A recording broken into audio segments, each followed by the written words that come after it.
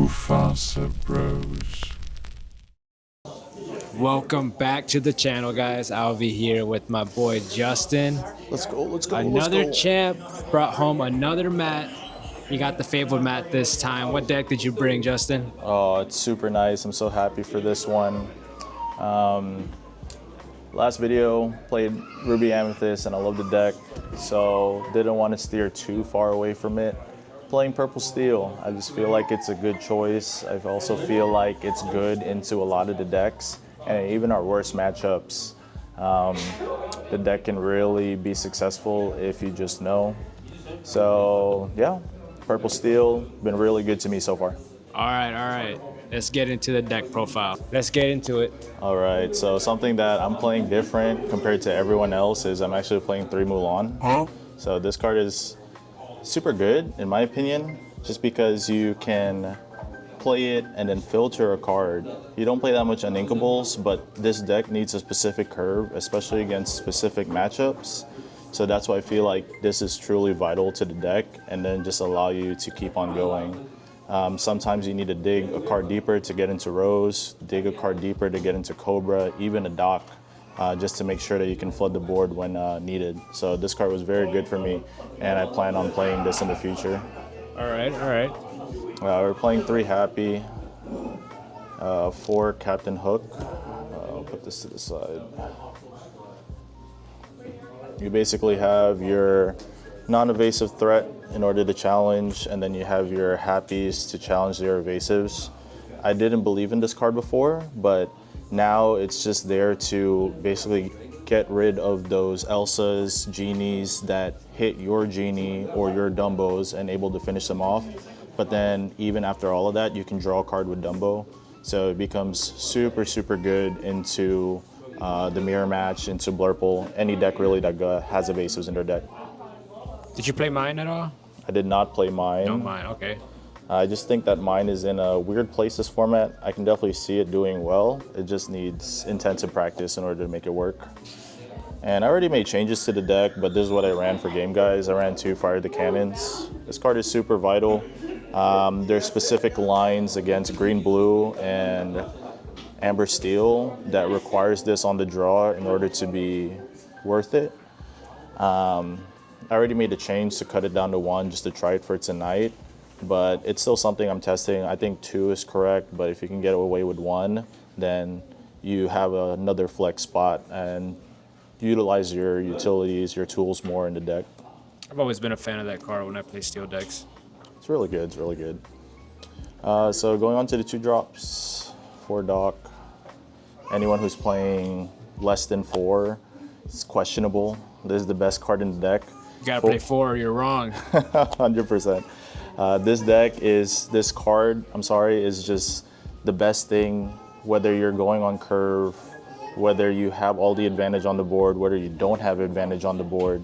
Doc itself is the card that will get you back into it or just win you the game. Play this at 4, don't even think about dropping it to 3, and don't even think about dropping the card at all. Any steel deck playing this format needs to play 4 Doc. Valid. I agree 100%. For the other 2 drops, we're playing 2 Calhoun, and then, 3 Calhoun, 3 Smee. Calhoun, super good because Amber Steel and Dogs are being played right now. Calhoun is really good into just sticking on the board, becomes very difficult. Mr. Smee, same reasoning for the Happy, but then of course the 3 Strength helps to get rid of more threats, and then once again just draw off Dumbo.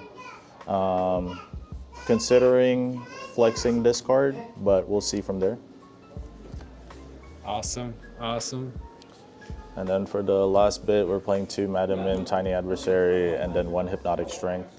Shout out to one of our teammates as well as the rest of the Mufasa Bros. Hypnotic Strength wasn't in this deck, but we decided to not run with 3-peat, and we had an extra flex spot, and Hypnotic Strength actually came in multiple times during the tournament.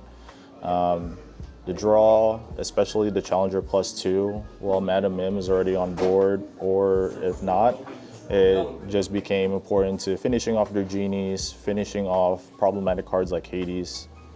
And then Madam Mim, there's like an argument where you play 2, 1, At this moment, I'm kind of conflicted myself, but 2 was fine. Never really something I wanted to drop on 2, but it's another 2 drop that if I need to maintain curve, keep my strengths live, then it's another thing that I can play on 2, and it was still worth it in my opinion. I'm always a fan of cards that alters the math, throws your opponent off, it lets you trade up. I picked up foils of that card when it got released because I thought it was really good. No, yes, they're using their strengths, they're using their Hades to get rid of my Mim rather than my other threats on board. So if there's any card that gives problems like that and really doesn't do things on its own, then it's definitely worth a spot in any deck. Next up, we're playing for the 3 drops 4 Cobra, and then we're playing 2 White Rose. These cards definitely came up. I'm actually gonna bump this up. I don't know if it's gonna be 3 or 4 yet, but it's definitely needed against green blue. And then sometimes even Blurple. You're getting there, you're at 13, 14, and they just continue to control your board. Just getting that passive lore whenever it comes in play just really helps out. And then the more you play, the more it can happen, the more you'll draw into them. So definitely worth testing either at 3 or 4 at this point.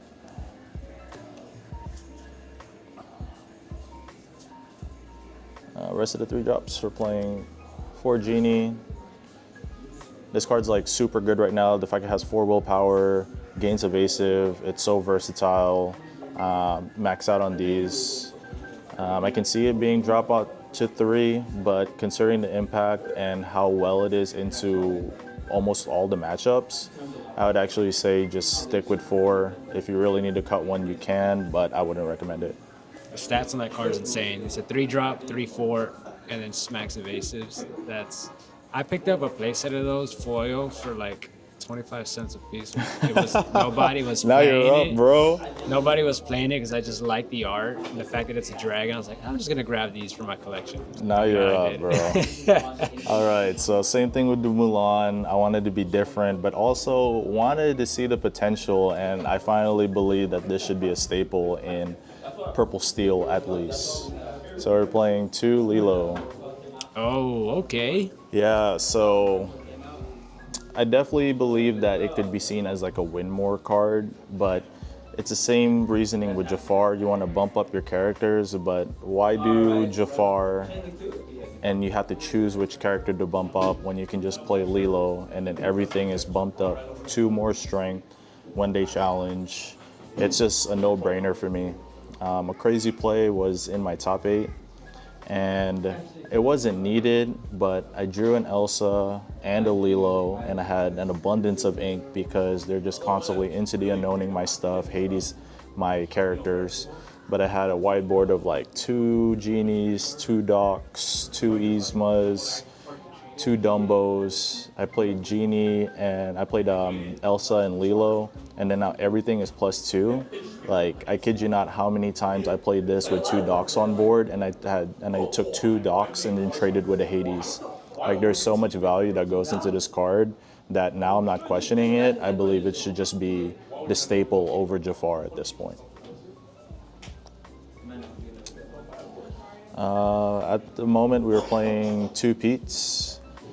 This is really just for the green-blue matchup, but I prioritize getting the passive lore off of White Rose and Cobra more while just questing with my characters that I have while they're still there.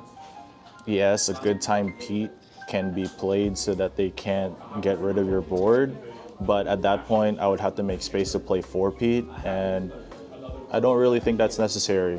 I feel like there are many matches where you can go without this card, so now it's back to the drawing board seeing if Pete is actually needed in this deck or not. It's crazy. It went from a staple 4 of to you don't need to play it anymore.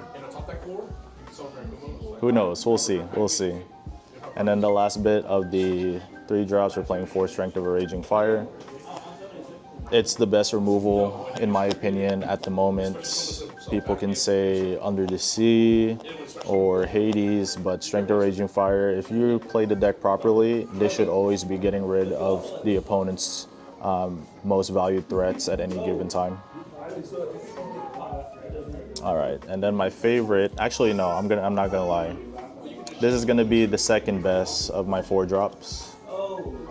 going to be 3 Yzma. We're playing 4 Dumbo. And then we're playing 4 Genie. Man, what a powerful lineup. These all have their values, and there's probably an order that you should be playing these if you can.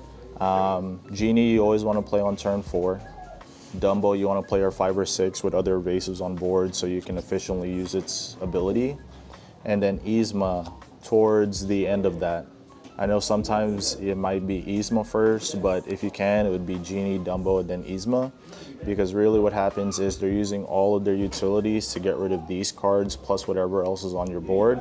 And then once Yzma's in play, they kind of have to draw to their outs. And then if they can't, you're constantly dumping your hand and then drawing 3 more cards efficiently, and then still stemming from there, probably going Doc, probably going Mulan, getting into your Cobras, getting into your Roses just to finish the game. This is why I believe this is the most appropriate, probably the best deck in the format, because they're able to play all these cards and they work in conjunction with one another, that it becomes a powerhouse into basically all the decks at this point. So definitely like this. I'm considering putting Yzma to 4, but at the moment this played really well, so I'm gonna stick with this for now. Awesome. All right, so now it's my favorites, the 5 drops. We're playing 4 Elsa, and then we're also playing 2 Belle Accomplished Mystic. Love that I was able to pick up all of these.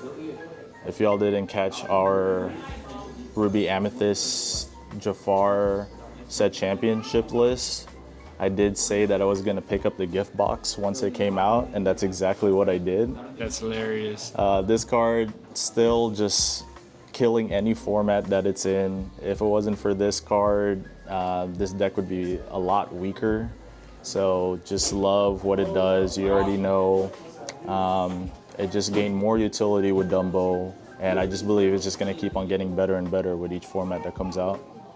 And then 2 Belle, everyone's playing this. I believe it's correct. Even at the end of the day, you're not shifting damage. It still becomes a 4/4 body and it becomes a big threat. Same thing with the Lilo and the Madam Mims. It becomes a 5/4 or a potential 6/4. So just because it's not using its ability, it still becomes a big threat once it comes on board. Happy that I was able to find the second Enchanted. This was super clutch for this deck profile. So super happy. This deck performed really well. I highly recommend anyone to play Purple Steel moving forward. That is a good looking deck. Can you kind of give us a rundown of your matchups and kind of the key cards that help take this win? Yeah, so Swiss was super messy for me. I actually didn't think I was gonna make top 8.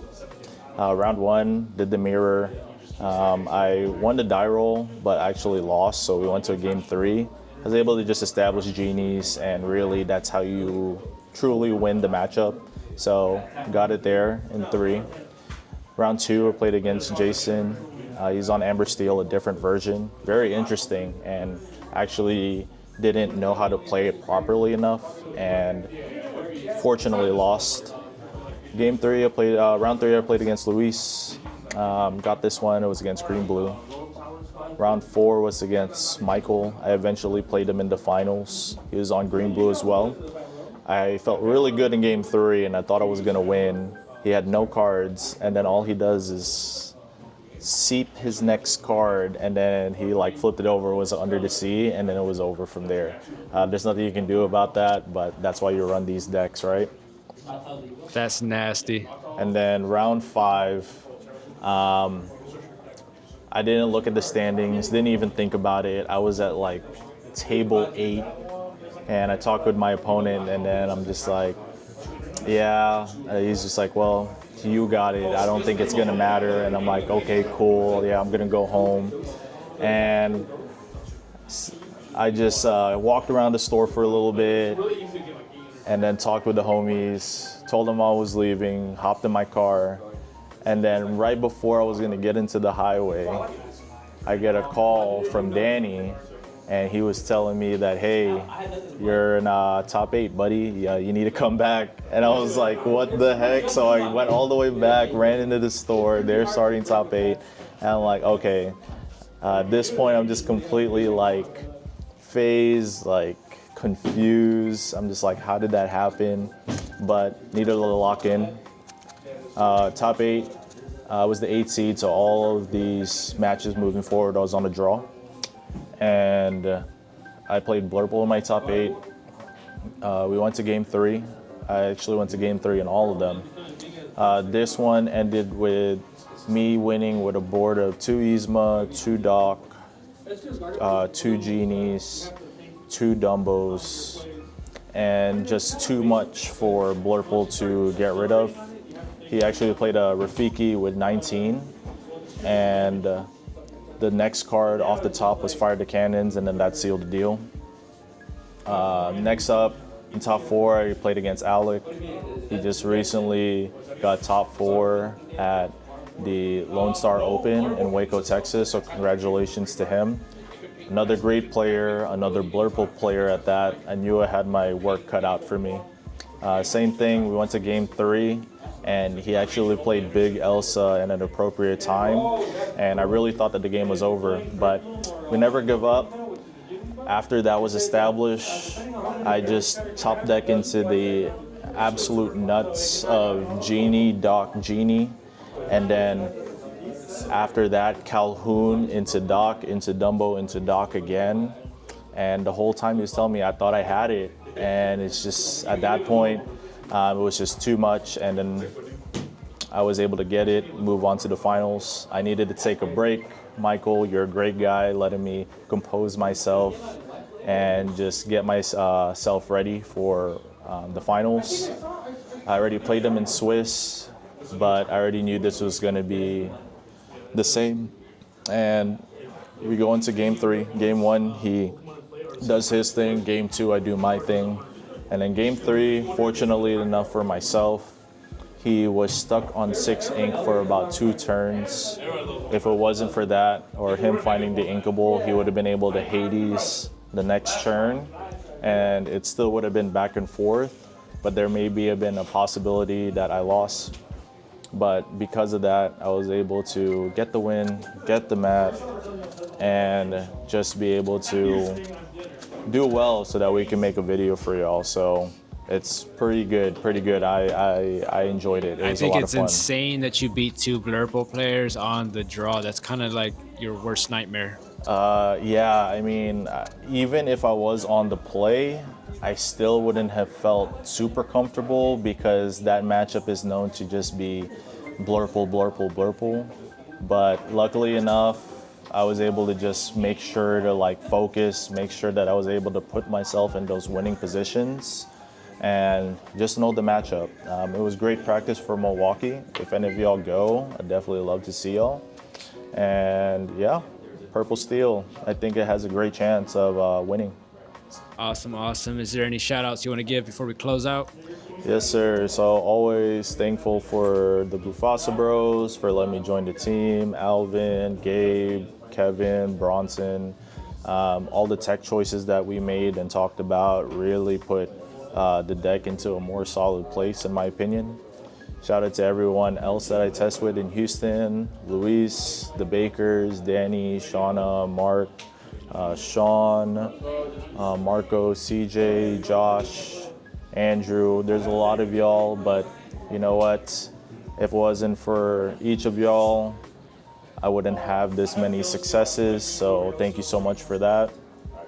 And finally, shout out to everyone else in Houston, all the other card shops I go to. As I'm always saying, Houston is coming up. Houston's gonna be a great place to host like many events.